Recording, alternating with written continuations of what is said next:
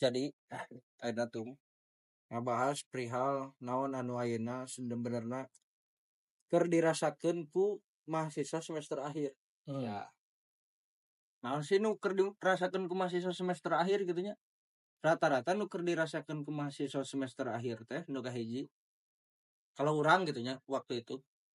Nu pertama setelah lulus urang mau kerja, mau bisnis atau mau lanjut kuliah atau mau kayak gimana? Eta nu pertama. Nu kedua, setelah lulus iya ketika misalkan lanjut kuliah lagi, setelah lanjut kuliah mau jadi apa? Ya. Gitu kan. Rata-rata anu memang waktu itu terpikirkan sehingga maksudnya orang ini kadang ya udahlah yang penting mah lulus lah. Ya. Kayak urusan kerja atau kedepannya kayak gimana urusan nanti yang penting lulus lah. Tapi aya oge nu orang berpikiran atau mahasiswa semester akhir berpikiran, "Kelah orang malah lulus ya." Can puguh ya orang sanggeus lulus kuliah rek jadi naon dan mau jadi apa gitu. Ujung-ujung ke balik ka imah di imah nganggur mah era gitu kan ku tetangga diomongkeun. Eta kuliah jauh-jauh cenah. Aing geus beres, teu gawe teu naon cicinga di imah cenah kan. Tah, menurut ente pandangan ente ieu kumaha tah menyikapi hal eta? Ini Ente we Black. orang mungkin ya yang cukup punya pengalaman di dunia kerja. Memang dilema di sebagian besar mahasiswa akhir itu mereka belum tahu tujuan gini kan. Maksudnya iya sekarang kalau hanya mengandalkan ijazah S1 itu saingannya besar, ketat. Mau itu di dunia pekerjaan yang sifatnya memang seperti korporat, terus di lingkungan guru, terus di PNS dan lain sebagainya. Mereka pasti ada di posisi yang bingung gitu, harus kemana. Sedangkan untuk melanjutkan S2 itu membutuhkan biaya juga dan membutuhkan waktu. Tapi persaingan lebih kecil karena jarang gitu kan di Indonesia lah khususnya atau di kota-kota besar contohnya kayak Bandung itu kan nggak terlalu banyak gitu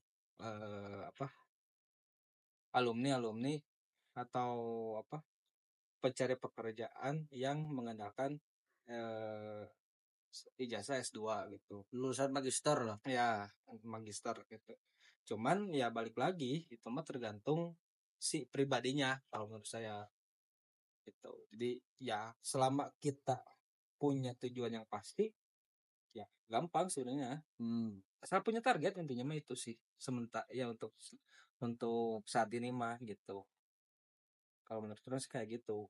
Menurut Ya ente sih, emang kalau misalkan bicara langkah untuk menghadapi transisi dari mahasiswa menuju ke dunia profesional pasca lulus, memang tentu ada satu hal yang dilematis. Karena disebabkan mungkin salah satu faktornya belum tertatanya target dari si mahasiswa itu yang baik gitu. Setelah ini mau ngapain, contoh orang dulu memang kalau secara pribadi nggak merasa kebingungan karena beres S1 orang mau lanjut S2 karena punya ekspektasi untuk concern di bidang akademik gitu, lanjutan S2 kemudian mungkin lanjut S3 dan lain sebagainya. Tapi tidak semua mahasiswa punya cara pemikiran yang sama seperti itu kan, karena jelas ada target yang berbeda dan ada juga yang kebingungan menata target. Tapi kalau melihat di lingkungan relasi perkawanan orang hari ini data di pasca sarjana misalkan UIN Bandung ada peningkatan pendaftaran calon mahasiswa baru dan ada peningkatan input mahasiswa baru tiap tahunnya dalam 3 tahun terakhir ini di UIN Bandung khususnya di jurusan S1, PAI S1 atau S2? Pasca sarjana ada peningkatan, berarti menandakan bahwa secara statistik ada targeting dari mahasiswa dan ekspektasi dari mahasiswa untuk selesai S1 lanjut ke S2. Fakta itu sudah nyata ada. Biasanya kalau dulu orang yang kuliah S2 itu dia enggak langsung kuliah S2 beres S1.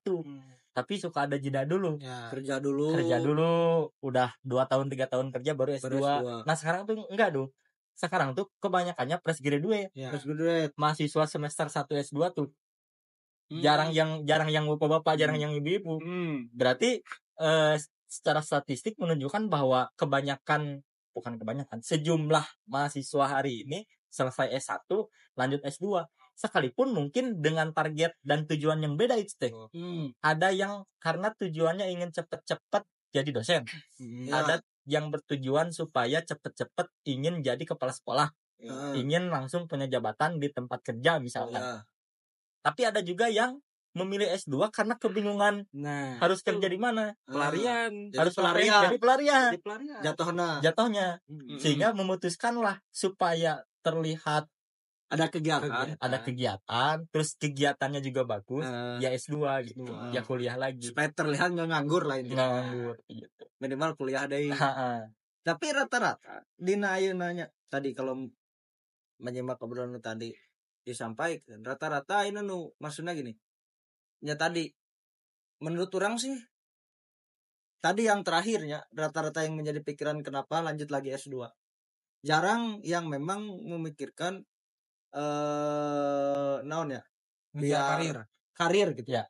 Karirnya bagus supaya harus lulusan S2. Karena kebanyakannya juga maksudnya gini. Dilihat dari pekerjaan.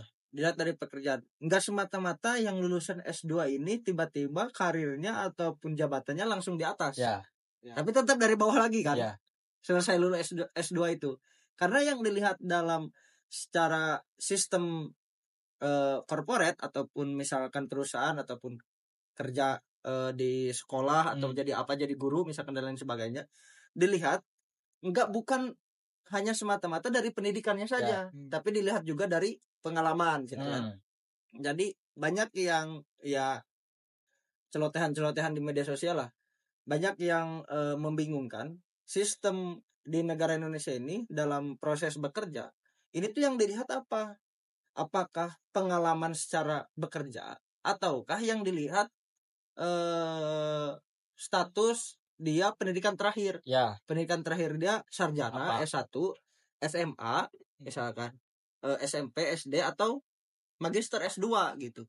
Karena itu kebanyakannya nggak terlalu ngaruh di sekarang ini gitu. Terus banyak juga yang sekarang minatnya kalau di PNS-nya nggak tahunya orang maksudnya statistik untuk menjadi pegawai PNS pegawai negara negeri sipil, pegawai negeri sipil itu peningkatan dari tiap tahunnya naik nggak di sekarang ini. Tapi yang orang lihat sekarang nih lulusan fresh graduate ataupun mahasiswa kebanyakannya dia ini tujuannya udah bukan lagi untuk jadi PNS. Udah kebanyakannya ngerintis dia karir sendiri, jadi dagang lah, pengusaha lah, apalah dan lain sebagainya. Menurut orang masih belum maksudnya belum jelas gitu ya. Negara di Indonesia ini khususnya dalam proses perekrutan pekerjaan yang dicari itu apakah lulusan mahasiswa tertinggi, kalau kemarin dibahas kan konsep meritokrasi gitu ya, ataukah memang secara pengalaman gitu. Nggak apa-apa secara pendidikan mah udah tapi bisa nyusul urusan pendidikan mah. Tapi pengalaman kan tetap yang dicari pengalaman gitu. Contoh misalkan kalau di pemerintahan zaman Jokowi ada tuh lulusan SD orang Pangandaran jadi menteri kelautan. Susi Pujiastuti. Itu kan akhirnya ikut paket A. Paket C. Ternyata pendidikan bisa menyusul setelah dia punya pengalaman relasi ataupun jaringan kerja yang bagus. Benar-benar. Terus juga kalau bicara apalagi di dunia pendidikan, ekspektasi menjadi guru, ekspektasi menjadi dosen. Dalam data harian Kompas, bos, tadi orang baca pagi bahwa ada penurunan minat orang yang lulus S2, bahkan orang yang lulus S3 jadi dosen. Apa yang mempengaruhinya? Yang mempengaruhinya adalah soal tentang kesejahteraan pengajar. dosen atau guru. Iya, ternyata kesejahteraan pengajar itu tidak hanya dirasakan oleh guru, tapi juga dosen sama. Nggak enak juga jadi dosen kalau mau dijadikan sebagai profesi utama. Karena tuh banyak dosen yang gajinya hanya 700.000, 800.000. Kalau yang belum PNS atau yang udah PNS itu? Yang belum PNS. Karena kan kalau nunggu PNS lama lagi, belum tentu lulus juga dan lain sebagainya. Nah, di data survei harian Kompas itu dia bilang bahwa pendaftar CPNS untuk formasi dosen ada sekitar 100 sekian yang mengundurkan diri. Berarti secara nggak langsung proses, maksudnya secara profesi guru dan profesi dosen gitu ya, dalam konteksnya berarti maupun PNS ataupun honorer itu berarti sudah berkurang peminatnya. Bahkan untuk yang PNS gitu. Berarti kan bisa repot lah gitu. Apakah ketika berkurang itu ada nggak penggantinya? Contoh misalkan, nggak apa-apa. Misalkan dalam profesi guru ataupun dosen atau PNS berkurang dan bisa tergantikan oleh teknologi, contohnya oleh AI misalnya. Apakah itu bisa tergantikan atau nggak bisa? Atau profesi itu sebenarnya nggak bisa tergantikan oleh AI, oleh teknologi? Nggak bisa, bos. Kan beberapa profesi nggak bisa digantikan oleh teknologi. Misalnya satu guru, dua dokter, operasi kan tetap ketelitian manusia harus ada kan di situ. Terus sejumlah profesi yang lain. Kalau guru jelas-jelas dan dosen jelas-jelas nggak bisa. Kenapa? Karena yang diajarkan bukan transfer of knowledge aja, tapi ada transfer of value sehingga orang bisa beradab, beretika, bermoral dan lain sebagainya lah. Ketika berkurangnya orang yang ingin menjadi guru dan orang yang ingin menjadi dosen, maka problemnya jadi dua, bos. Satu, problem untuk dunia pendidikannya, pengajar kan berkurang. Yang kedua, problem kesejahteraan sosial dan kesejahteraan ekonomi. Kenapa? Karena pemerintah harus menyiapkan lapangan pekerjaan yang lain. Karena profesi ini sudah agak tersisihkan. Kan nggak bisa 1 orang, 2 orang, 100 orang atau 1 juta orang dibiarkan nganggur. Karena yang awalnya minat jadi guru terus akhirnya nggak jadi minat. Berarti harus ada alternatif profesi yang lain yang disediakan begitu. Nggak bisa juga dibiarkan untuk memilih sendiri kan. Gitu. Nah, berbicara tadi ya, banyaknya jumlah pengangguran. Jadi selain daripada sulitnya mencari pengangguran, juga sulitnya mencari pekerjaan. Mencari pengangguran mah banyak. Anjir, mencari pengangguran. Gampang mencari pengangguran mah. Dan yang mencari pekerjaan itu karena memang dipersulitnya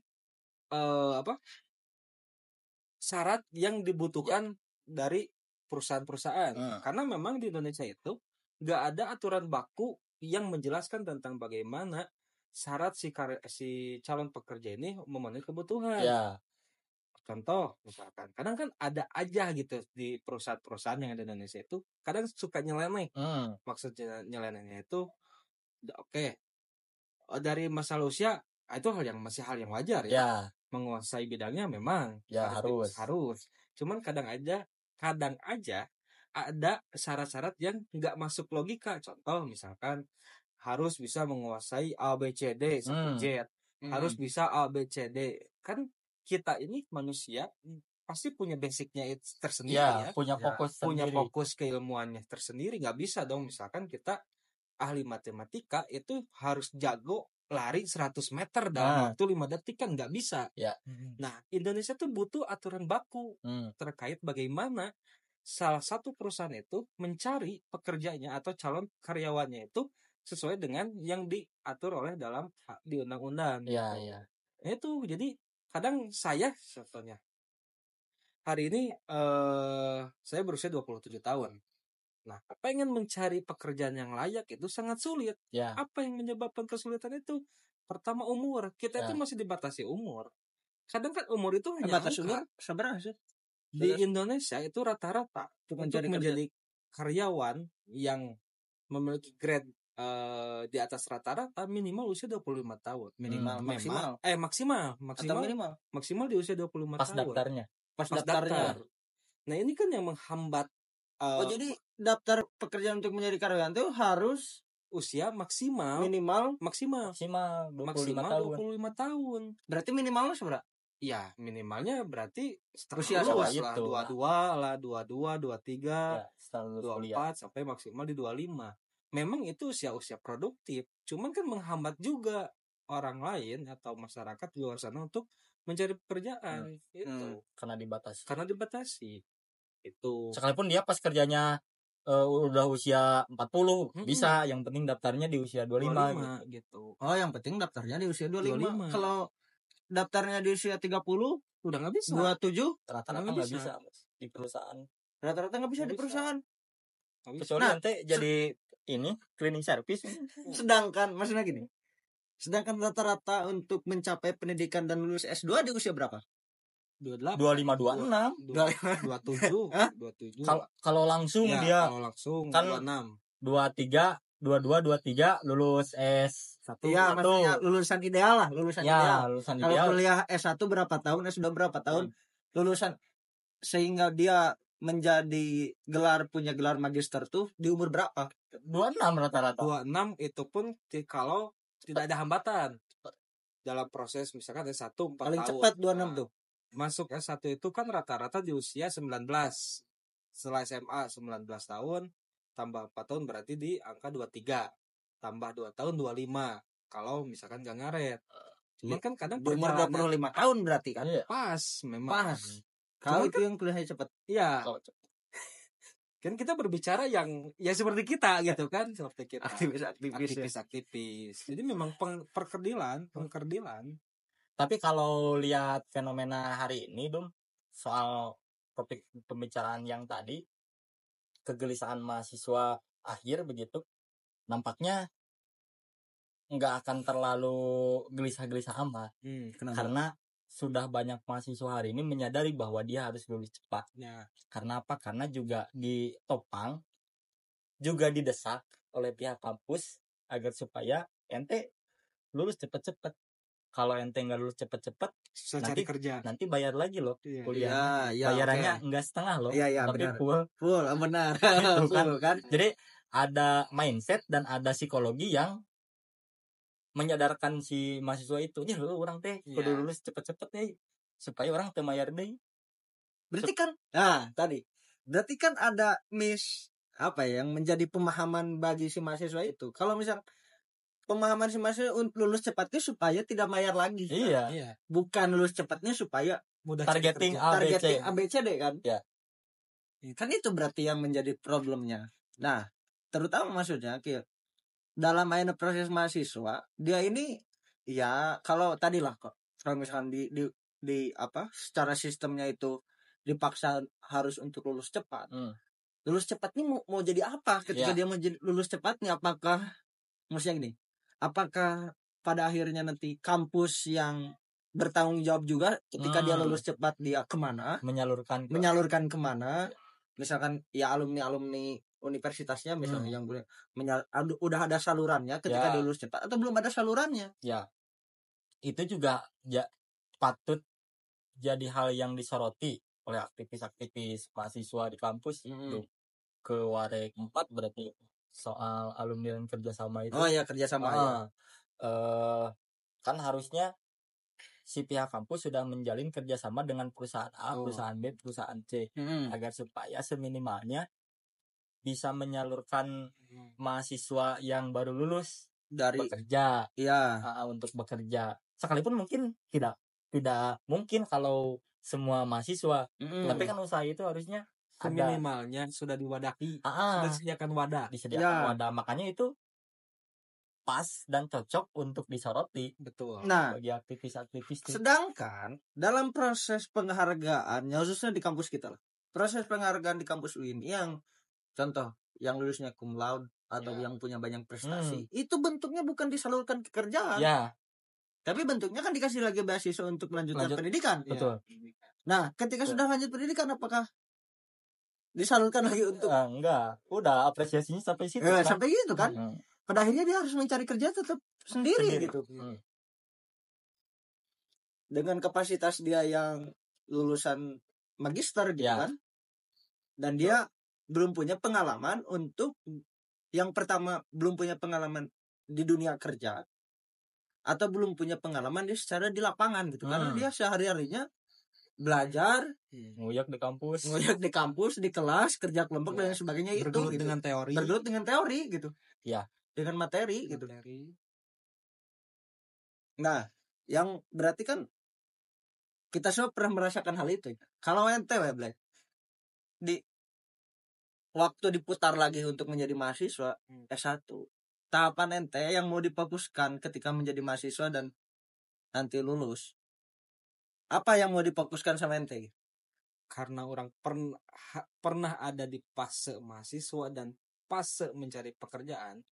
Bila mana waktu bisa diputar kembali, orang pengen kuliah cepat, maksimal 4 tahun dah. Pengen kuliah cepat. Karena ngejar umur itu. Karena Indonesia ini yang jadi permasalahan terbesar itu adalah pembatasan usia itu saja. Karena bagi orang pribadi, masalah pengalaman itu bisa dicari, bisa belajar, tapi umur itu nggak bisa. Nggak bisa diulang. Nggak bisa diulang. Nggak bisa dilama-lamain. Nggak bisa dilama-lamain. Jadi kalau misalkan orang harus bersaing dengan fresh graduate di usia orang 24 tahun, orang masih berani. Ya. Tapi di saat usia orang 27 harus bersaing dengan fresh graduate, itu susah. Ya. Karena yang paling mendasar itu yang menghambat mahasiswa atau aktivis pada saat ini mencari kerja itu ya di usia saja. Berarti ente kalau balik lagi ke mahasiswa pengen lulus 4 tahun langsung nyari kerja, langsung nyari kerja biar masuk umur. Kalau ente tuh, kalau orang udah ngerasa pas dengan target apa hal yang tahapan ente lakukan ini atau ada tahapan yang menurut ente terlewat nih, harusnya orang kemana dulu gitu, atau harusnya orang melakukan apa dulu gitu? Kalau orang enggak, bos. Orang enggak, karena tadi orang tuh ketika mau munakosa udah ada keinginan buat orang lanjut S2. Karena memang punya keinginan agar supaya orang jadi pengajar di kampus, itu aja. Cuman paling hal-hal penunjangnya aja yang orang cukup sesali begitu. Misalnya ketika S1 orang dapat beasiswa, enak lah kuliah. Pas S2 punya keinginan dapat beasiswa lagi dong, tapi itu gagal. Sekalipun target kurang S2-nya itu berhasil, tetap tercapai. Ya, tapi beasiswanya enggak. Ya itu yang orang sesali. Terus sekarang orang nge-mapping agar supaya orang lanjut studi beres S2. S3. Ya, buat ke S3.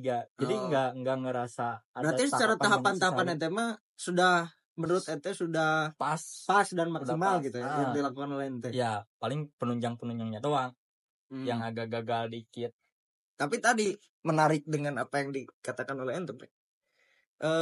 Maksudnya gini, yang orang ingin soroti atau garis bawahi tadi, kalau misalkan pada dasarnya semua mahasiswa tadi berpikiran seperti ente,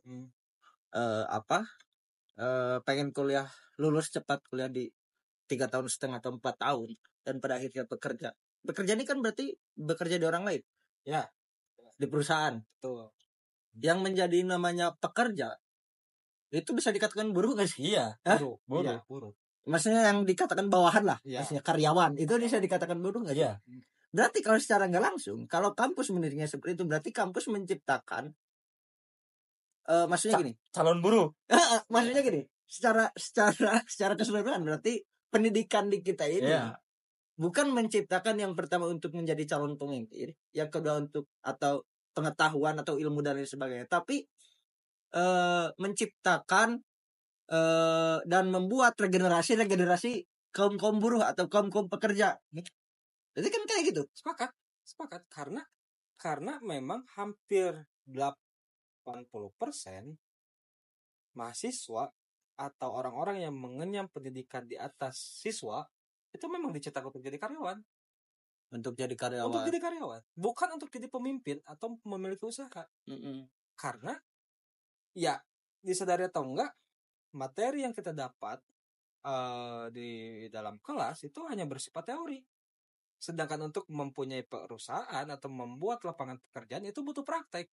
Nah itu yang nggak kita dapat di ruang-ruang kelas. Kita dapat di eksternal, di luar, yaitu dengan bantuan organisasi. Tapi membutuhkan waktu yang sangat panjang. Akhirnya umur lah yang jadi resiko. Itu. Hasilnya gini, contoh kalau misalkan secara di UIN dengan beberapa jurusan dan fakultasnya yang banyak Ya. Contoh ada jurusan PAI lah atau ada jurusan pendidikan yang lain. Apakah itu ketika ada jurusan-jurusan itu tujuannya itu apakah untuk dijadikan si orang ini untuk dijadikan ahli dalam pendidikan agama Islam atau untuk membuat sekolah atau untuk membuat yayasan atau untuk apa gitu atau untuk hanya sekedar untuk jadi guru dia tuh gitu. Oke. Yang namanya jurusan bos pasti agar supaya ada klasifikasi kan. Iya. Klasifikasi jadi A, jadi B, jadi C. Kalau misalkan bicara mahasiswa keguruan sekarang, kalau PAI terus pendidikan biologi, pendidikan fisika dan lain sebagainya memang dicetak untuk jadi calon pendidik. Calon pendidik pasti dicetak jadi guru. Pasti dicetak jadi guru. Kecuali MPI misalkan, manajemen pendidikan Islam. Mereka dicetak dan didesain agar supaya jadi seorang manajemen. Apa artiannya secara taktis? Ya jadi kepala sekolah. Atau ketua yayasan. MPI misalkan. MPI. Kalau pendidikan biologi, pendidikan matematika, jadi pengajar. Iya. Yang mengampu mata pelajaran biologi, mengampu mata pelajaran matematika di sekolahnya, mata pelajaran PAI di sekolahnya. Atau bantar-bantarnya ketika nggak jadi guru, ya jadi dosen dia. Ya namanya jurusan ya dijuruskan untuk hal itu. Misal cita-cita awal pendidikan itu untuk menciptakan sumber daya manusia yang punya karakter ilmuwan misalkan. Ya, menguasai ilmu pengetahuan. Terus tahun-tahun berikutnya bahkan sampai sekarang ada SMK. Sekolah Menengah Kejuruan. Di kejuruan dicetak untuk menghasilkan para peserta didik yang nantinya disalurkan untuk dunia kerja, difokuskan dunia kerja. Makanya ada itu kan. Iya, makanya ada istilah kalau ente sekolahnya di SMA atau di MA, ya ente kuliah. Karena menunjang gitu. Kalau SMK ya kerja. Nah, orang pas jadi mahasiswa baru itu diketawain, bos, karena orang lulusan SMK. Oh, ente lulusan SMK. Orang lulusan SMK, marketing jurusan ente. Tapi ente malah orang milih PAI. Lanjut kuliah aja PAI deh. Masuk PAI. Ente salah jurusan, enggak sinkron. Enggak sinkron. Karena ada klasifikasi itu. Kalau sudah dijurusankan ya mau disalurkan dan mau diklasifikasikan ke bidang A, bidang B, bidang C berarti. Oke. Paham. Berarti secara nggak langsung kan gini. Tadi kalau melanjutkan obrolan dari Tumagos yang tadi. Secara kejurusan berarti dia difokuskan untuk menjadi tadi kalau PAI untuk menjadi guru. Nah, untuk menjadi guru ini kan berarti secara profesi. Profesinya untuk menjadi guru. Dan guru ini ada dua. Ada guru honorer, ada guru PNS. Ya. Secara nggak langsung, guru honorer sama PNS ini apa sih bedanya? Penghasilannya. Iya, selain daripada penghasilan. Ditunjang oleh kualifikasi. Oke, misalkan untuk jadi guru honorer itu ente nggak perlu cukup punya ijazah S1 aja. Nggak perlu punya sertifikasi bahwa ente itu sebagai guru yang andal misalkan. Kan sekarang ada PPG. Oh iya, sertifikasi guru. Iya, sertifikasi guru. Nah, yang mau jadi PNS atau jadi guru tetap lah di sekolah itu harus punya itu sertifikasi. Ya, sertifikasi. Karena menunjukkan bahwa secara kualifikasi dia betul-betul layak. Dan ketika misalkan contoh lulus sertifikasi udah pasti auto jadi PNS atau enggak? Enggak. Hanya dijadikan sebagai syarat aja kan itu. Jadi kalau misalkan udah mengikuti sertifikasi guru juga belum tentu dia auto lolos jadi PNS. Ya. Makanya gini bos, ada kerugian sebetulnya bagi mahasiswa keguruan itu. Kenapa? Karena harus ada kualifikasi tambahan ikut PPG gitu. Padahal menurut orang harusnya ada pembeda antara fakultas keguruan dengan fakultas lain. Iya. Soalnya lulusan fakultas lain memungkinkan juga untuk jadi guru kan? Memungkinkan. Sangat memungkinkan. Kalau dia mau. Kan gitu. Makanya banyak lulusan fakultas Usuluddin yang jadi guru. Entah karena keluarganya punya sekolah, saudaranya punya sekolah, atau memang betul-betul ngelamar ingin jadi guru. Itu ada banyak. Benar. Kerugiannya ketika ada PPG, si mahasiswa tarbiyah dan keguruan juga harus ikut PPG, padahal dia 4 tahun loh belajar pendidikan. Harusnya cukup. Tapi lulusan-lulusan lain selain lulusan SPD bisa ikut PPG juga? Bisa ikut PPG. Terus? Karena apa? Karena dia kan mau jadi guru, berarti harus punya kualifikasi dong, supaya dia dikatakan layak jadi guru tuh ya ikut kualifikasi. Makanya gini, menurut orang PPG boleh ada, tapi si calon mahasiswanya itu lulusan non tarbiyah, non keguruan. Oh, harusnya kayak gitu. Harusnya kayak gitu. Jadi untuk menjadi dikatakan bisa karena dia dalam jenjang pendidikannya bukan jurusan pendidikan atau keguruan, maka ditunjangnya dengan harus mengikuti prosesi PPG untuk mendapatkan sertifikasi dia layak sebagai guru. Tapi kalau yang udah lulusannya SPD ataupun pendidikan mah nggak usah harusnya. Kan jadi tadi waktunya jadi kepotong lagi, waktunya jadi keambil lagi. Dia udah 4 tahun kuliah di pendidikan, ketambah harus ikut kuliah lagi 1 tahun di PPG. Kan dia udah dinyatakan layak. Jadi belajarnya juga udah 4 tahun. 4 tahun di kelas juga. Cara-cara untuk menjadi guru kan, maksudnya betul. Pembelajarannya akhirnya waktu kuliah 4 tahun itu kalah oleh 1 tahun pelatihan PPG. Anjir enggak kan jadi rugi kita tuh. Jadi rugi kita tuh. Maksudnya gini. Yang contoh lah kan di UIN ada pendidikan matematika, itu fakultas tarbiyah atau keguruan. Ada matematika murni, fakultas saintek. Ya. Jurusan matematika murni fakultas saintek juga bisa jadi guru. Bisa jadi guru. Asal mengikuti PPG. Betul. Seperti sedangkan si mahasiswa lulusan pendidikan matematika juga sama, harus ikut PPG. Oke, untuk menjadi PNS Kalau untuk jadi guru biasa aja yang non PNS. Enggak lulusan tarbiyah juga bisa, enggak lulusan keguruan juga bisa, guru biasa mah. Nah, itu maksudnya berarti kan secara sistem maksudnya enggak terurai dan enggak terurut gitu maksudnya. Iya.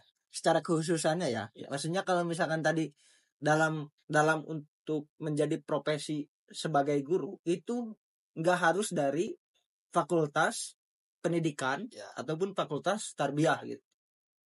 Dari fakultas syariah, dari fakultas Usuluddin, maksudnya dari fakultas ekonomi bisa untuk menjadi guru asal ikut PPG. Kan jadi ya kayak gimana gitu maksudnya kalau kayak gitu. Nah, orang memandang kenapa ada fenomena begitu, Bos?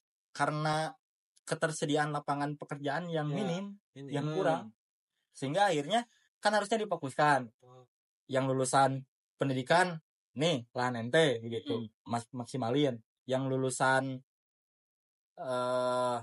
sains dan teknologi nih lahan ente, yang lulusan FISIP nih lahan ente, Usuluddin nih lahan ente. Cuman ada fenomena lulusan tadi saintek, matematika murni, fisika murni, ngambil yang pendidikan gitu. Iya. Berarti kan ada profesi yang terbatas untuk lahan dia. Sehingga ngambil ke lahan yang lain. Dan untuk lahan yang di situ, untuk wadah yang disediakan untuk lulusan SPD juga, yang lulusan SPD-nya juga belum tentu diterima di situ. Iya. Berarti kan ada problem yang betul-betul sistemik. Benar. Iya sih. Menurut orang maksudnya yang menurut orang masih rancu gitu ya secara sistem di kita nih atau ya dalam khususnya pendidikan lah, itulah maksudnya. Jadi ya sistemnya nggak jelas gitu. Yang pertama sistemnya nggak jelas ya. Tadi kalau misalkan tadi orang baru tahu kalau misalkan ternyata yang lulusan fakultas lain atau lulusan orang SA juga bisa jadi guru gitu kan. Bisa jadi guru dan bisa jadi PNS guru atau PNS dosen asalkan dia mengikuti sertifikasi atau pendidikan profesi guru gitu kan. Kan jadi ya secara tidak langsung yang lulusan SPD-nya tersisihkan. Karena ada orang lain yang ikut ke dalam lubangnya dia lah atau jatahnya dia gitu kan. Sedangkan secara data input mahasiswa baru ke kampus di Fakultas Tarbiyah dan Keguruan itu senantiasa melonjak. Nah, kira orang gitu. Kira orang yang menjadi pemahaman orang selama ini, maksudnya banyak lulusan fakultas pendidikan ataupun fakultas tarbiyah, kalau misalkan ia di kampus swasta dan kampus negeri itu, fakultas pendidikan dan keguruan atau tarbiyah, itu banyak lulusan mahasiswa atau lulusan S1 atau S2 yang masih menganggur tuh karena keterbatasannya sekolah. Misalkan gurunya udah cukup, misalkan di sekolah ini teh SD ini udah cukup cuman 10 guru misalkan. SD ini cukup 10 guru, udah keterbatasan sekolah. Ternyata bukan hanya keterbatasan sekolah ataupun keterbatasan tempat untuk dia menjadi guru gitu. Tapi ada pesaing dari lain untuk menjadi guru gitu. Benar. Anjir. Jadi memang apa ya, sulitnya mencari pekerjaan itu yaitu selain daripada klasifikasi yang tadi di awal disebutkan, juga banyaknya kaum asing gitu. kaum asing yang masuk ke ruang-ruang yang memang sudah dijuruskan. Itu makanya memang harus dibuatkan sistem yang lebih komprehensif gitu. Yang merata dan semua gitu. Jangan sampai, memang Indonesia juga sudah membuatkan kan, Kemenaker juga sudah membuatkan aturan terkait perusahaan atau klasifikasi untuk menjadi dosen atau karyawan. Cuman ya itu belum to the point gitu. Kadang ada juga aturan yang sudah dibuat tapi disalahgunakan gitu. Ada aturan yang sudah dibuat tapi diselewengkan gitu. Jadi banyak faktor, akhirnya banyak yang mengambil sikap ya udahlah gitu, mending daripada kerja mending nunggu waris kan pada akhirnya. Iya. Ya itu kan karena malas. Iya, maksudnya kalau kayak gitu, maksudnya gini.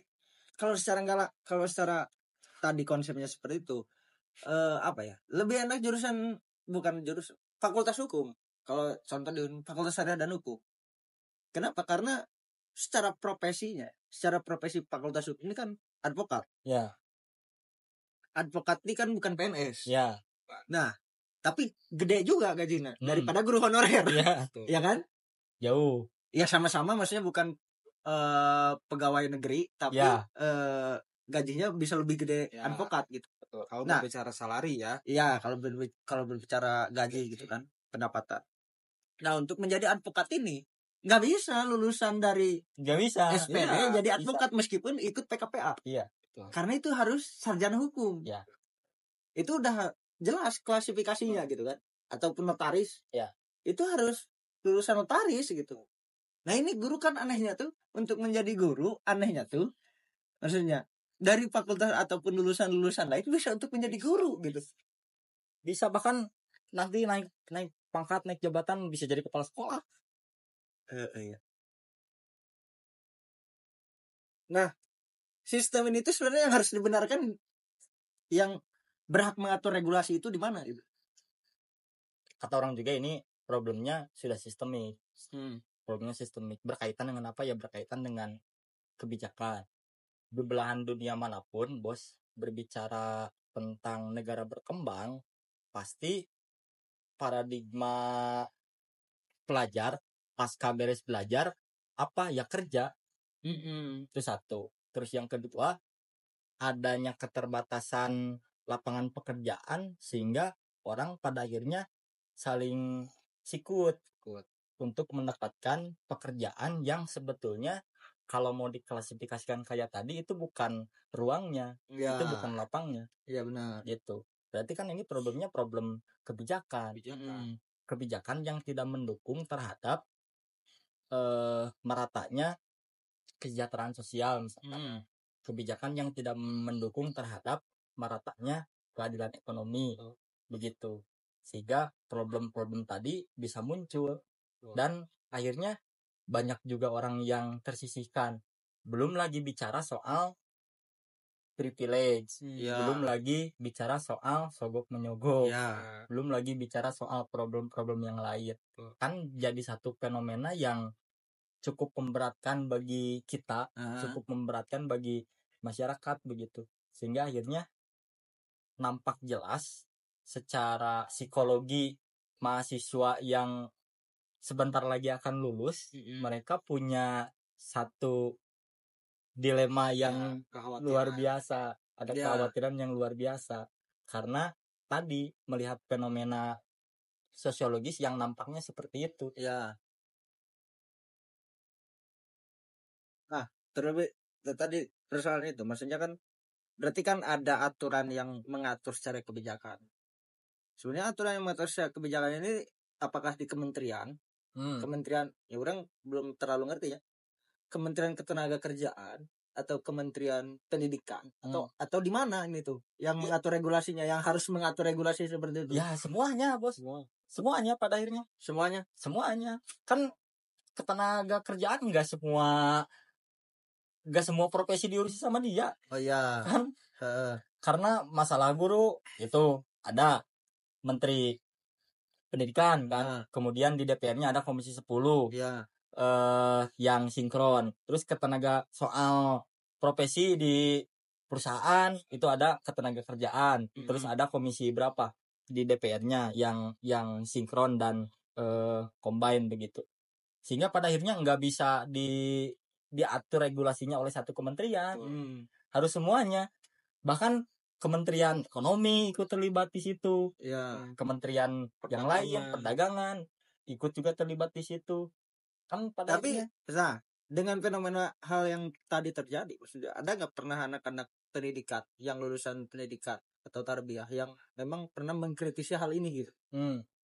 Ada, tapi bukan dalam bentuk aksi demonstrasi ya, bukan dalam aksi demonstrasi, tapi anak-anak ya diskusi begitu, kemudian diajukan ke dekanat atau ke dosen, langsung audiensi begitu, khususnya soal kebijakan harus mengikuti profesi guru, karena pada akhirnya bukan memberatkan juga, tapi ada waktu yang akhirnya terkikis, kemudian ada anggapan bahwa kualifikasi sarjana pendidikan itu sama dengan kualifikasi sarjana yang lain untuk urusan menjadi guru begitu.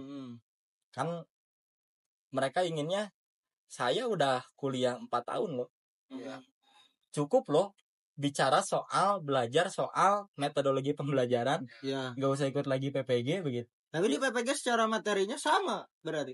Ya sama lah, pasti tentang metodologi pembelajaran. Sama dengan apa yang kuliah di pasti S1 sama. Pasti sama. Berarti mengulang lagi ya tuh? Iya. Bukan meningkatkan.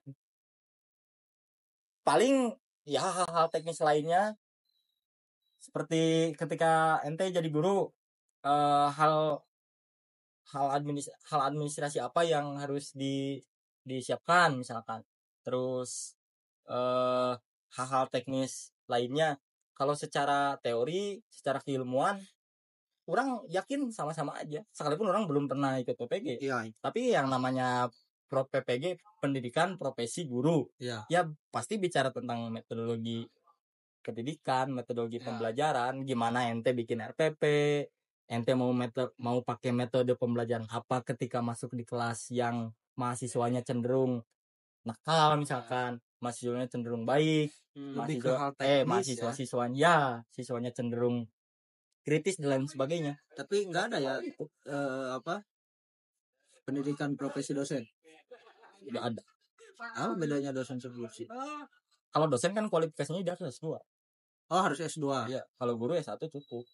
Bahkan sekarang tuh yang paling menunjang ya ente harus S3 dulu buat jadi dosen. Untuk jadi dosen. Tapi bisa juga jadi guru. Yang S2, yang S3. Ya bisa.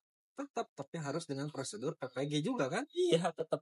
Jadi PPG itu adalah gerbang utama untuk menjadi guru lah. Iya, maksudnya kan gitu. Secara nggak langsung, kalau kita belajar di syariah, di hukum atau di fakultas yang lain, dia nggak diajarkan gimana caranya mendidik. Ya. Gitu kan? Iya. Sedangkan profesi dosen atau profesi sebagai guru itu kan tugasnya dia mendidik. Ya. Kalau kita yang contoh misalkan di syariah, di Usuluddin, di Saintek, di ekonomi bisnis, di dakwah, itu bukan, pada prosesnya kita di kelasnya diajarkan untuk mendidik. Ya, bukan. Entah mendidiknya dalam, maksudnya mendidik dalam untuk memahamkan dia supaya ngerti hukum, supaya ngerti teknologi, supaya ngerti agama, supaya ngerti matematika dan sebagainya. Kan prosesnya bukan diciptakan untuk pendidik gitu. Nah, sedangkan yang jelas-jelas fakultas pendidikan ataupun fakultas tarbiyah itu di dalamnya kan pasti pembelajarannya disiapkan untuk menjadi pendidik gitu. Nah, kan kalau kayak gitu berarti kan ada yang menjadi, ya tadilah kalau misalkan ada yang menjadi sebab akibatnya. Kenapa kalau misalkan orang secara memang lompatnya terlalu jauh ya. Kenapa sekarang banyak anak-anak ataupun mahasiswa ataupun siswa yang secara didikannya kurang? Karena tadi mungkin menurut orang ya. Karena yang mengajarnya, yang menjadi gurunya ataupun yang menjadi dosennya itu tidak kapabilitas dalam menjadi pendidik gitu. Dalam membentuk karakter siswa, dalam membentuk karakter mahasiswa gitu kan. Sepakat orang itu.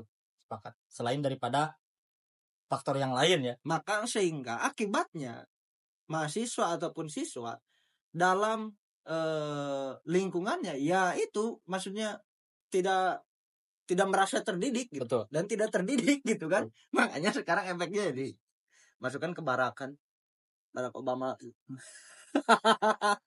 Tapi kan itu yang menjadi problem gitu kan, maksudnya orang baru tahu kalau masalah ini gitu ya, kalau masalah ternyata yang jadi guru ini bisa dari mana.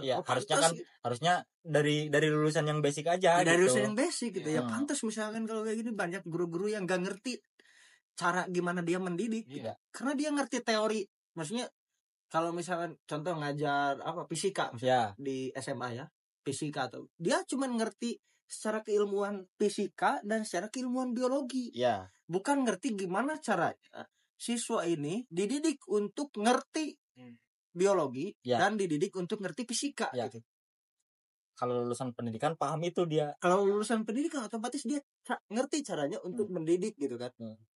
Caranya untuk mendidik siswa yang suka bolos, siswa yang nakal, siswa yang cenderung pendiam atau siswa yang cenderung hyperaktif gitu kan, dia tahu gitu. Tapi kalau yang bukan lulusan pendidik, dia kan pasti bakal mungkin ya, maksudnya orang nggak mau menjudge, mungkin dia bakal merasa bodoh amat, yang penting materi yang dia sampaikan tersampaikan gitu. Betul. Karena gini bos, di fakultas pendidikan atau fakultas keguruan itu kita belajar misal pendidikan agama Islam. Belajar agama Islamnya 30%. Belajar pendidikannya 70%. Apa belajar pendidikannya tuh? Metode pembelajaran. Mulai dari filsafat pendidikan, psikologi pendidikan, terus filsafat pendidikan Islam, psikologi pendidikan Islam, dan lain sebagainya. Itu dipelajari semua. Sampai ke cara membuat RPP, sampai ke NT untuk dipahami oleh siswa apa yang ente sampaikan itu harus pakai metode apa. Karena nggak bisa ente ngajar terus-terusan pakai metode konvensional, metode ceramah misalkan, nggak bisa. Apalagi karakteristik siswa yang berbeda-beda. Dan itu tuh diajarkan. Nah, itu. Untuk yang bukan lulusan SPD khususnya dari fakultas-fakultas lain, bukan lulusan dari keguruan, tarbiyah atau pendidikan, itu diajarkan nggak di PPG? Di PPG diajarkan. PPG diajarkan. Tapi waktunya cukup singkat. Iya, cuma 1 tahun. Kalau PPG mantap. Karena apa? Karena dia betul-betul ngebahas pure soal metodologi pembelajarannya. Kalau PAI kan ada butir-butir agama Islamnya lah. Pendidikan biologi ada butir-butir biologinya. Kalau PPG pure itu metodologi pembelajaran. Makanya cocok dan layak kalau misalkan dari fakultas lain ikut PPG gitu. Kalau untuk lulusan tarbiyah atau keguruan nggak usah. Dirasa sudah cukup. Kan jadinya jadi merasa orang asa terdiskreditkan ini gitu. Iya benar. Iya benar sih anjir.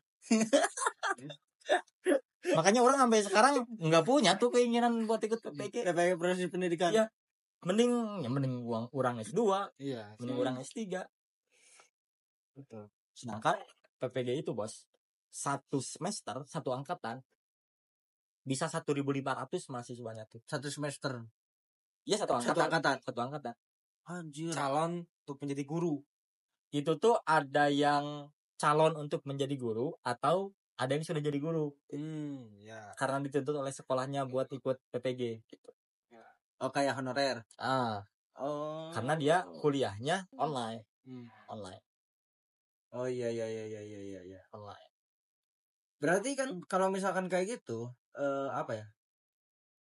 Tadi kalau harus menjadi guru itu harus mengikuti PPG dari pendidikan. Yang orang gak ngertinya tuh siapa yang membuat program PPG ini? Itu yang ada membuatkan aturan bahwa untuk menjadi guru dan lulusan pendidikan pun SPD pun harus mengikuti PPG. Ada, itu regulasinya ada di Undang-Undang Pendidikan. Dirumuskannya dulu itu sama Komisi 10 bos.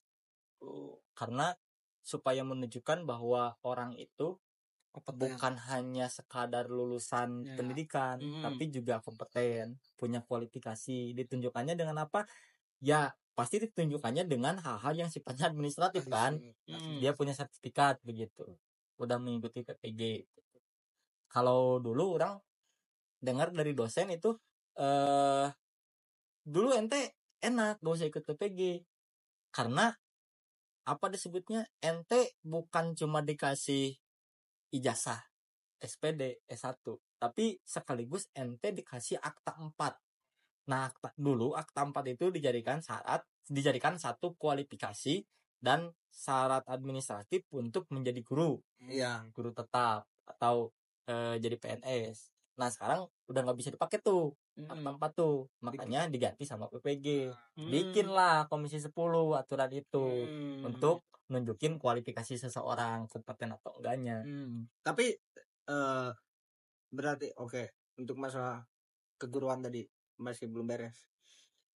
Ketika ente kuliah jurusan SPD yaitu jurusannya PAI, ente bisa nggak di sekolah ini ataupun ketika menjadi guru dan menjadi PNS ngajarnya matematika?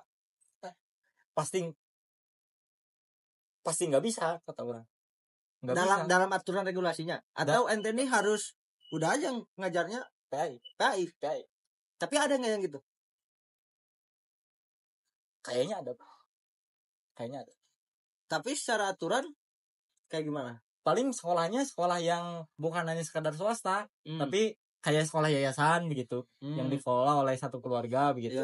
Karena keterbatasan uang untuk menggaji misalkan, sehingga gurunya cuman terbatas, sehingga satu guru harus mampu menguasai beberapa mata pelajaran. Tapi seharusnya satu guru ini satu harusnya. Atau bisa orang lulusan PAI jadi guru tapi ngajarnya di madrasah aliyah. Kalau di madrasah aliyah kan mata pelajarannya nggak PAI tapi berumpun, ada SKI, PIK dan sebagainya. Itu baru bisa gitu. Itu baru bisa walaupun lulusan PAI. Karena nggak ada tuh jurusan PIK kan. Jurusan pendidikan PIK, jurusan pendidikan SKI nggak ada tuh. Makanya kita di sarjana itu belajar mata pelajaran PIK, belajar SKI, belajar bahasa Arab, terus belajar rumpun keilmuan lain yang jadi mata pelajaran di madrasah aliyah atau madrasah sanawiyah gitu. Oke, berarti dalam sertifikasi guru contoh tadi, yang lulusan kurang atau lulusan sarjana hukum itu harusnya ngajarnya di mana? Mata pelajaran apa? Ya bisa misalkan di pendidikan kewarganegaraan, PKN atau IPS. Itu berarti karena sifatnya umum. Berarti di PPG ini maksudnya bukan diklasifikasikan lagi dia nih ketika lulus sertifikasinya gurunya guru apa? Oh ya gitu. Enggak. Berarti yang penting ente punya sertifikat bahwa ente layak jadi guru aja gitu. Dan ketika nanti ini di sekolahnya dia bebas untuk mengambil apa bebas. Oh, iya, jadi jatuhnya yang penting orang dapat gaji lah. Iya, kan apa juga kan. Pada akhirnya bicara tentang guru, bicara tentang dosen bukan hanya soal kesejahteraannya yang tidak terperhatikan, Ya, tapi soal persaingannya juga. benar. Itu karena rata-rata ya sulitnya mencari pekerjaan akhirnya berlarilah ke guru. Karena paling mudah jadi guru itu kan. Paling mudah jadi guru ya. Hanya ditempuh 1 tahun sudah bisa mengajar. Nasution jadi guru kan. Iya. Walaupun dia kan ngajarnya lebih ke seni bela diri kan dia, teknik bertahan hidup, survive dia kan. Karena memang basicnya manual. Tapi ini babeh orang juga kan di guru. Orang nggak ngertinya dia nih udah lulusan udah PNS tapi dia ikut PPG lagi. Karena katanya harus mendapatkan sertifikasi terus kuliah lagi dan penyesuaian apa ya namanya? Kan ngajar matematika. Ya. Terus dia nih lulusannya bukan lulusan pendidikan matematika, tapi kimia kalau nggak salah, nggak tahu biologi. Terus harus penyesuaian, harus kuliah lagi jurusan matematika. Iya kan pada akhirnya itu dituntutnya oleh apa ya? Pasti dituntutnya oleh regulasi kan. Mungkin Bapak ente pas dulu jadi PNS-nya belum ada aturan harus ikut PPG. Ya. Oh, kan baru-baru PPG. Ya. Di undang-undangkannya. Tapi tadi balik lagi konteks mahasiswa yang sekarang kebingungan nih. Apa yang harus dilakukan oleh mahasiswa yang bingung ini nih? Untuk mentor apa? Mahasiswa yang bingung ini lulus dulu atau tahan dulu atau lulus lanjut S2 atau kerja dulu baru lanjut S2. Gimana? Sebenarnya atau harus menyiapkan tahap apa aja sih gitu. Yang paling utama sih planning. Nah, plannya apa? Karena kalau misalkan kita nggak punya planning, nggak punya tujuan pasca daripada kuliah, ya itu akhirnya nggak jelas. Akhirnya ya udahlah, daripada nganggur akhirnya lari S2. Tapi kalau misalkan sudah terplanning dengan target yang pasti, sebenarnya lebih gampang. Cuman itu yang sulit. Jadi gampang bagi orang yang mampu, sulit bagi orang yang nggak mampu. Jadi maksudnya gini, ya saya termasuk orang yang sulit karena memang tidak punya planning gitu. Pasca S1 orang mau ngapain nih? Ada rame-rame ikut gitu. Ada sesuatu yang menarik ikut gitu. Jadi intinya sih yang apa ya? Yang harus jadi catatan pertama itu ya kita harus punya planning dulu. Entah itu S2 untuk menunjang karir atau memang mau berkarir langsung di ruang-ruang profesional gitu. Itu aja sih sebenarnya. Tapi kan contoh kayak apa? Jurusan itu kan hukum ekonomi syariah. Seharusnya jurusan hukum ekonomi syariah ini apa dalam setelah prospek karirnya apa sih? Nah, kalau misalkan berbicara prospek karir untuk jurusan hukum ekonomi syariah itu rata-rata ya diperbankan. Cuman kasusnya ini sama kayak kasus guru. Untuk menjadi orang-orang perbankan itu ada fase training. Dan itu boleh untuk semua jurusan. Sama kayak untuk menjadi guru. Kalau di bahasa bisa dari pendidikan untuk jadi pegawai bank? Bisa. Gila. Jadi kalau bahasa tadi yang disampaikan oleh Tom Agus itu untuk menjadi guru itu ada namanya PPG, pelatihan profesi guru. Nah, kalau untuk di perbankan yang dimana itu penghuninya itu adalah orang-orang yang punya basic ekonomi, itu training namanya 3 bulan. Nah, setelah nanti training dirasa layak dan bisa menjadi pegawai bank, ya baru didistribusikan ke bank-bank atau cabang-cabang yang ada di seluruh Indonesia. Oh, didistribusikan atau tetap dia harus daftar sendiri? Didistribusikan. Oh. Dari banknya tersebut atau dari apa? Misal contoh ente daftar ke bank BNI misalkan. BRI misalkan. Ya, BRI. Nah, kita mau jurusan apapun bisa selama mau mengikuti fase training.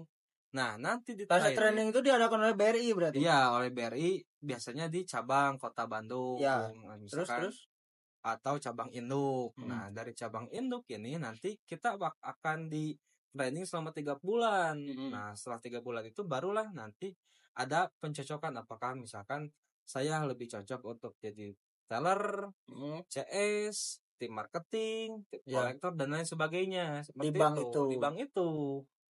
Jadi nggak harus dari jurusan ekonomi berarti. Bahkan untuk urusan usuludin sekalipun yang tidak menyentuh angka, bisa saja ngobrolin keuangan. Iya, bisa saja. Karena ada proses training ini yang mengakibatkan seluruh jurusan itu bisa masuk.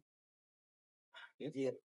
Punya kalau kayak gitu. Ya itu. Jadi sebenarnya gimana ya? Bukan sempitnya peluang kerja, tapi banyaknya orang asing yang masuk di salah satu tempat. Yang tadinya bank itu untuk jurusan ekonomi, jurusannya yang punya basic ekonomi, sekarang enggak. Semua juga bisa. Tapi kan ente nih hukum ekonominya.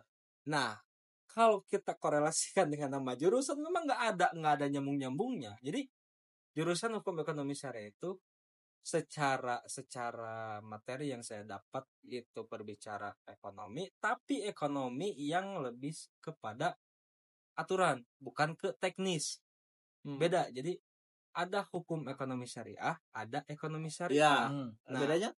Kalau ekonomi syariah itu lebih berbicara kepada teknis. Maksudnya seperti kita belajar akunting, terus menghitung, ya yang lebih ke nilai-nilai dasar ilmu ekonomi. Sedangkan saya itu nggak belajar masalah hitung menghitung, hanya berbicara tentang regulasi, aturan saja. Jadi katanya hukum ekonomi syariah, tapi kok gelarnya SH gitu. Itu juga mempersulit. Jadi kita mau mengaku orang ekonomi, gelarnya hukum SH. Mau mengaku jurusan hukum, tapi kita hukumnya bukan hukum positif. Beda. Bisa.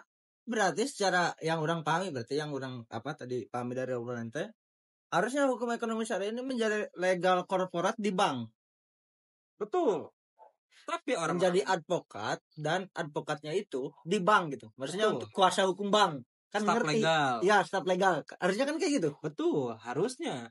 Tapi orang-orang bank itu lebih suka alumni jurusan yang hukum murni, yang memang berbicara hukum secara konvensional. Nah, makanya tadi harusnya secara lowongan pekerjaan kan ada ini tuh hukum ekonomi. Entah di legal bank BSI, kan banyak sekali yang bank syariah nih, BSI, terus TBCA syariah, terus apalagi yang syariah tuh. Hampir rata-rata bank konvensional itu udah ada syariahnya kan, bank syariahnya. Pegadaian syariah kan ada juga. Nah, begini bos, kan tadi sebetulnya kan yang cocok kerja di dunia perbankan itu lulusan ekonomi kan, ekonomi syariah atau di UIN, bukan hukum ekonomi syariah. Kalau hukum ekonomi syariah betul tadi, jadi kuasa hukum di bank kan, apa bahasanya, staf legal. Jadi staf legal. Cuman kan terbatas. Bank di Indonesia itu berapa ratus sih? Sedangkan lulusan hukum ekonomi syariah berapa ribu sih per tahun? Karena ada keterbatasan itu. Harusnya kan ada alternatif pekerjaan atau profesi lain yang disediakan berkaitan dengan lulusan hukum ekonomi syariah. Karena ada keterbatasan sehingga mengakibatkan saling sikut untuk jadi pegawai bank. Dengan yang lulusan ekonomi murni, dengan yang lulusan ekonomi syariah. Ini gitu. Enggak, maksudnya kan berarti kan secara nggak langsung runtutannya gini. Sistem pendidikan ataupun kampus lah dalam urusan profesi berarti kan. Kampus menghadirkan dan mengadakan jurusan pendidikan, jurusan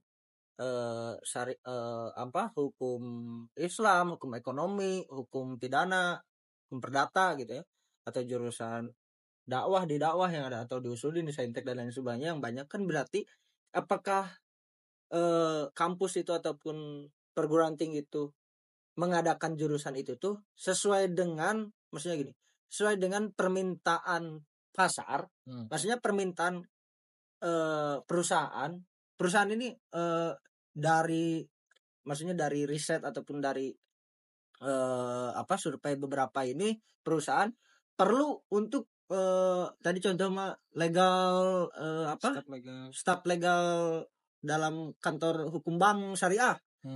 Makanya dihadirkanlah jurusan ekonomi syariah, hukum ekonomi syariah.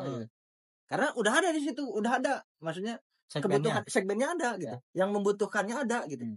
Apakah semata-mata perguruan tinggi negeri atau perguruan tinggi swasta ini membuat jurusan dan mencetak lulusan dari jurusan itu semata-mata apa gitu, supaya ya income atau apa gitu kan?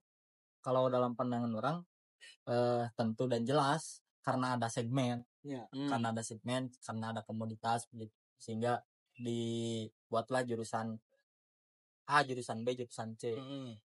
Cuman yang jadi problemnya tadi bahwa tetap ada keterbatasan gitu. Dan problem lainnya misalkan disebabkan oleh matinya kerjasama yang dibangun kampus dengan masing-masing segmen untuk ditekuni untuk menyalurkan lulusan-lulusannya misalkan. Makanya kan ada jabatan di kampus yang fokus mengenai hal itu, mau itu di rektoratnya ataupun di dekanat. Kan ada pembantu rektor, ada pembantu dekan yang khusus mengurusi soal kerjasama, khusus berfokus pada penyaluran lulusan fakultasnya, jurusannya dan lain sebagainya. Tapi orang yakin dan tentu jelas bahwa didirikannya jurusan A, jurusan B karena ada segmennya, bos. Ada segmennya. Karena ada pasarnya tadi kata ente. Pasti kalau misalkan nggak ada pasarnya, ya buat apa ini? Karena apa? Ngaruh kepada orang minat nggak kuliah di jurusan itu begitu. Makanya sekarang ada peningkatan minat orang-orang untuk masuk ke jurusan psikologi, masuk ke jurusan MKS, masuk ke jurusan manajemen administrasi publik, karena pasar hari ini sedang membutuhkan itu begitu. Jelas. Kan bicara pasar, bicara komoditas, ya naik turun. Yang sekarang lagi naik apa? Terlihatnya di mana? Di data calon mahasiswa baru paling banyak daftar di jurusan apa? Nah, kan kalau misalkan seperti itu harusnya kan pemerintah itu ikut andil dalam proses rekrutmen atau penerimaan mahasiswa baru. Maksudnya gini, Win, untuk menerima mahasiswa jurusan PAI ini tahun ini harusnya berapa? Karena yang dibutuhkannya berapa gitu kan? Atau seluruh perguruan tinggi negeri atau swasta yang ada jurusan pendidikan agama Islamnya atau jurusan atau fakultas pendidikan, dia ini menerima mahasiswa baru harusnya berapa? Jangan sampai yang penting diterima aja, yang pada akhirnya secara apa yang menampungnya itu udah penuh gitu. Kan harusnya mungkin kayak gitu. Secara segmen yang memungkinkan untuk menerima lulusan itu penuh. Contoh, misalkan tadi kata Alok, kalau misalkan jurusan psikologi banyak, berarti kan PTN atau perguruan tinggi swasta yang ada jurusan psikologi atau fakultas psikologinya itu berarti kan ditarget oleh negara. Nah, kita negara ini butuh lulusan psikologi ini berapa ratus ribu. Makanya dikalkulasikan dari seluruh perguruan tinggi negeri dan perguruan tinggi swasta, lulusan psikologi ini harus berapa ratus ribu dalam tiap tahunnya. Kan kayak gitu berarti. Nah, sedangkan hari ini yang berjalan menurut orang nyatanya gitunya, menurut orang yang lihat nggak kayak gitu. Jadi diumbar ya gitu, dibuyarkan gitu. Pada akhirnya tidak tertarget gitu. Terus mungkin yang dipakainya algoritma keminatan mungkin bisa jadi. Misal tadris di tarbiyah, jurusan tadris bahasa Indonesia itu sedikit daya tampungnya, sedikit. Tadris bahasa Indonesia ini pendidikan bahasa Indonesia sedikit karena dibaca dari algoritma pendaftar kemarin misalkan yang ternyata sedikit yang daftarnya, ya udah daya tampungnya juga sekian. Sekalipun ada bos di tiap orang lihatnya PTKIN ya, PTKIN sempat beberapa kali ngakses laman PTKIN khususnya UIN, mereka punya daya tampung memang. Ya. Tiap tahun akademik penerimaan mahasiswa baru mereka punya daya tampung, bahkan di setiap jalur mulai dari SNMPTN sampai ke Mandiri dia ada daya tampungnya, dan tiap jurusan memang beda-beda. Cuman orang juga nggak tahu tuh dibedakannya daya tampung, jumlah daya tampung itu apakah berdasarkan pada kebutuhan pasar atau pada algoritma keminatan yang tadi begitu, atau kapasitas kelas bisa yang jadi tidak memadai. Kapasitas jumlah dosen jumlah bisa jadi. pengajar. Iya, bisa jadi. Ya benar, alasan itu memang harus diungkap harus diungkap supaya betul-betul terpetakan begitu. Terpetakan lulusan A, lulusan B, lulusan C tidak ada istilah dia nganggur, terus kebingungan, mengalami kegelisahan kayak lagunya si Bang Iwan Fals, Sarjana muda. itu lagu mencerminkan diri orang hari ini. Tapi tadi balik lagi, menurut ente tadi sama hal yang orang tanyakan ke si Black, apa yang harus disiapkan gitu dalam proses tadi momentum mahasiswa akhir gitu. Satu memang jelas pemetaan target dan tujuan itu harus jelas. Terus yang kedua, menggali dan mengkaji secara dalam menyoal tentang kepakaran dia, keilmuan dia, potensi dia di jurusan yang dia ambil apa, supaya kemudian tidak ada istilah mahasiswa sekarang secara kepakaran mati. Secara kepakaran mati itu pakar keilmuannya. Jadi bias.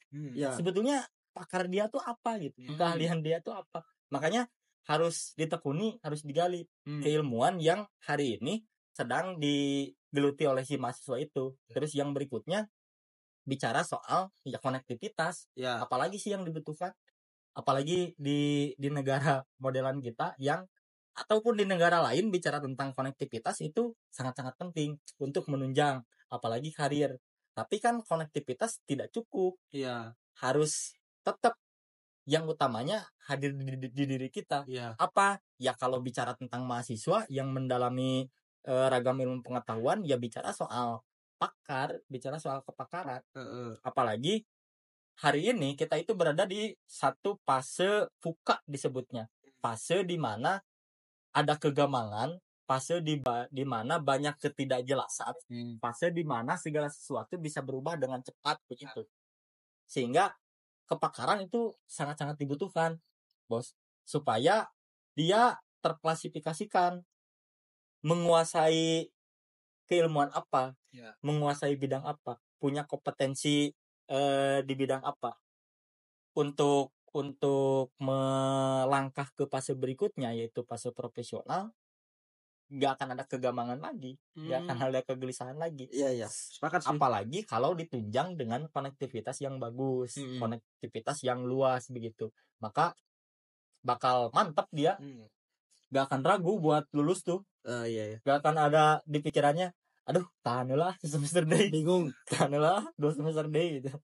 Benar, sepakat orang tadi dengan apa yang disampaikan oleh ente nih. Jadi kalau yang orang pahami gitu ya, jangan sampai yang tadi sekarang maksudnya udah mahasiswa semester akhir yang mau menjelang dia lulus sarjana S1 itu bingung nih karena kenapa? Karena dia nih jangan sampai yang tadi yang pertama mungkin merasa salah jurusan di akhir gitu kan, atau merasa tidak kompeten dalam bidang ini. Tapi maksudnya contoh misalkan kayak orang udah nyemplung di jurusan hukum, ya harusnya dimaksimalkan pemahaman orang terkait hukum, apakah itu hukum perdata, pidana atau dan lain sebagainya.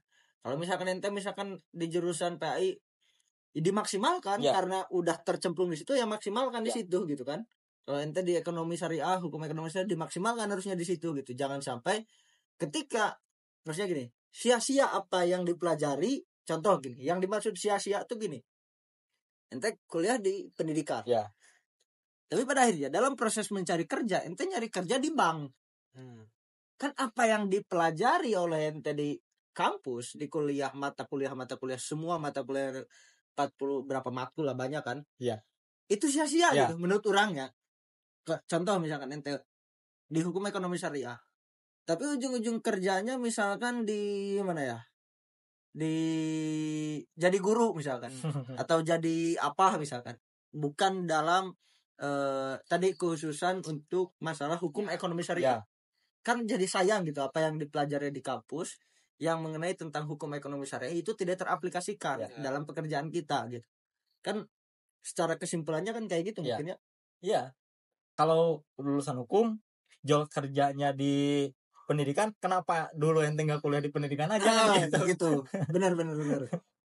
Karena ya secara kalau misalkan pada akhirnya jadi guru di SMA ini nggak ada mata kuliah hukum kan? Mata pelajaran hukum nggak ada kan? Mata pelajaran hukum pidana, hukum perdata nggak ada kan? Sedangkan yang kita pelajari untuk masalah di kuliah bukan masalah. Oke lah tadi kalau menurut ente jurusan hukum bisa ngajar TKN atau IPS. Kan di hukum ini bukan belajar masalah ilmu pengetahuan sosial ataupun ilmu pendidikan keluarga negaraan kan. Jadi itulah menurut orang, karena yang nggak sajam anjir ternyata lebih mungkin sejam lebih, tapi ya banyak hal yang memang itu yang menurut orang mungkin ya, maksudnya orang bukan pengen ngasih pemahaman ataupun ngasih ini ke mahasiswa-mahasiswa yang mau lulus gitu, tapi maksudnya secara pengalaman orang-orang gitu kan yang udah lulus itu yang memang harusnya kita lakukan pada waktu itu gitu. Nah semoga maksudnya mahasiswa-mahasiswa sekarang yang mau lulus jangan sampai menyesal gitu dan jangan sampai salah langkah ataupun salah pilih gitu kan. Kedepannya mau jadi apa, kita bukan menanamkan keraguan, cuman kita memberikan contoh gitu apa yang akan terjadi bila mana teman-teman itu tidak memiliki konsep dalam hidup kedepannya. Itu jangan disalahartikan bahwa jadi malas lulus, jadi malas nyari kerja. Enggak gitu. Kita itu memberikan contoh toh bahwa bila mana teman-teman semua itu enggak punya konsep dalam hidup kedepannya, ya inilah akibatnya tuh. Nggak jelas ya, jelas gitu, konkret gitu ya, real gitu. Ya kalau nggak punya konsep tadi, nggak punya, tidak tertata lah hidupnya, jadi mana wae nu digawean gitu kan, pada akhirnya ngasih duit mapping gitu kan, kan dia asup gitu kan, dan pada akhirnya udah maksimal gitu kan, nggak ada satu kefokusan yang menjadi sifatnya finish gitu kan, akhirnya tidak tergali potensi dirinya. Benar sepakat gitu. Coba disimpulkan dan dikasih pesannya Pak Hos buat para mahasiswa. Nanti lah. Itu kan yang sedang mengalami proses itu ente. Ya lulus enggaknya. Lulus paling cepat ente mah daripada urang. Lulus wah ente kan telang ngaledek urang. Mahasiswa kan dipanggil jeung mahasiswa gitu kan. Ente lulus kan. Nah sekarang setelah lulus ente masih bingung apa gitu kan. Kemarin kan banyak proses yang ente lalui ya. Kerja sebagai penyelenggara kan di Panwas, di Bawaslu, kerja sebagai yang lain-lain kan banyak, punya banyak pengalaman pekerjaan yang terlalui. Ya intinya sih itu kalau misalkan harus ditarik kesimpulan, nggak jauh dari apa yang sudah kita bahas panjang lebar tadi. Ya intinya pertama kita harus punya konsep tuh, target intinya itu. Kedua ya itu gali potensi gitu, jangan sampai apa yang kita anggap baik itu nggak bisa selamanya dianggap benar gitu ya. Maksudnya ya kalau misalkan kita punya punya konsep, mau itu kerjaan seperti apapun ya kita lakoni, kita tekuni itu. Jangan tergiur oleh iming-iming atau kalau bahasa tongkrongan mah tuh tong musiman lah gitu, tong musiman, tong sehari tahun, tong karena ini momentum politik terjun ke politik kabeh. Sedangkan di belahan sana ada ruang yang kosong yang harus diisi gitu. Jadi lebih lebih membuka lagi jendela kehidupan. Ini mah itu sih. Oke. Nah, sakit tuh fatwa lebih senior dan lebih lulusan mahasiswanya buat adik-adik ya jangan menyesal di hari akhir.